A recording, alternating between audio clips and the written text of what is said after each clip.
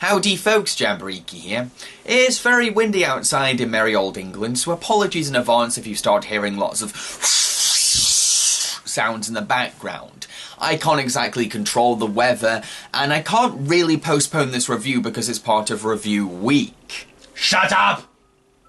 So for day 3 of Review Week, I'm going to be talking about Studio Ghibli's The Cat Returns, a sort of spiritual sequel to their other movie, Whisper of the Heart. Let's begin. The Cat Returns follows a clumsy teenage girl called Haru, who ends up bravely rescuing the Prince of Cats from a truck. In return for saving their royalty, the Cat Kingdom vows to reward Haru with a marriage to the prince himself. With help from a cat figurine called the Baron, a reluctant lazy cat called Muta, and Toto the Crow, Haru must escape the clutches of the Cat Kingdom, which is ruled over by the crazy King of Cats. Much like other Ghibli movies, The Cat Returns is quite a strange film. I mean, it's the story of a teenage girl being whisked away to a world of cats, only to be transformed into a feline herself and fall for a dashing cat figurine, adding to the nonsensical tale a little moments that are baffling to say the least. Sure, die-hard Ghibli fans will see these scenes as normal, and I'll admit that I've seen much weirder movies,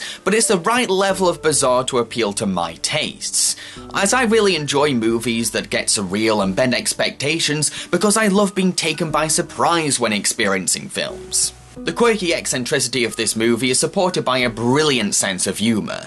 The film knows that it's a bit kooky and has a blast with its crazy ideas, resulting in plenty of silly moments and character banter that kept me consistently laughing. I honestly had a lot of fun with this movie because it's so strange and funny. Thank you for your help, Muta. What? Moo? Are you saying that I'm a fat cow? No, you're just fat.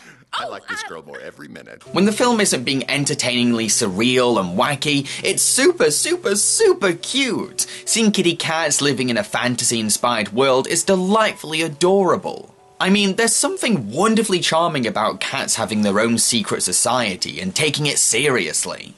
Although behind all this cuteness is a dark undertone that I didn't notice until I watched this movie again for this review. The idea of cats walking on 2 feet with the intent to kidnap teenagers and force them to marry their own kind is kind of creepy when you think about it. Not to mention the visual of Haru turning into a cat is kind of disturbing despite the comical execution, and the king himself does some pretty sinister things, even going as far as tossing his servants out of the palace window.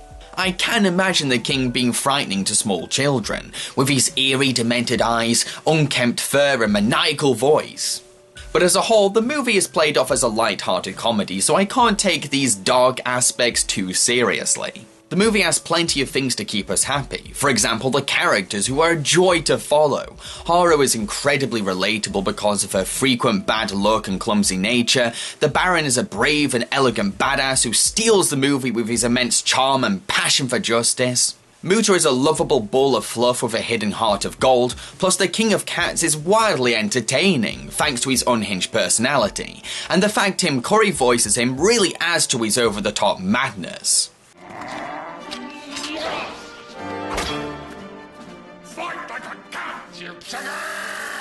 With pleasure.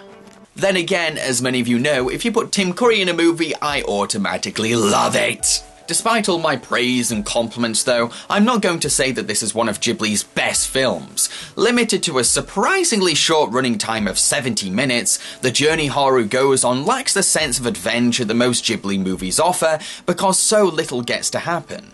Our heroes don't go to many places besides the Cat Kingdom's palace and a tricky maze. Heck, the finale feels like it arrives way too soon. There's something quite underwhelming about this Ghibli entry, despite how weird it gets. Out of all the Studio Ghibli movies, this is the one that feels the most like a straight-to-video production. The uneventful narrative waters down the film's scope and scale to something quite unimpressive. To conclude, The Cat Returns may not be as satisfying as other Studio Ghibli films like Spirited Away or Princess Mononoke, but it's still an entertaining and weird movie that'll please audiences under its short runtime. If you want to see a surreal and funny movie starring cute cats, then this movie is perfectly packaged for you.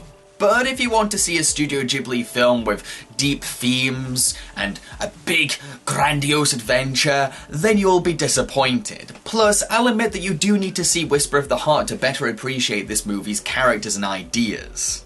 I've been Jamboree, and I hope that you enjoyed my review. Feel free to support me on my Patreon.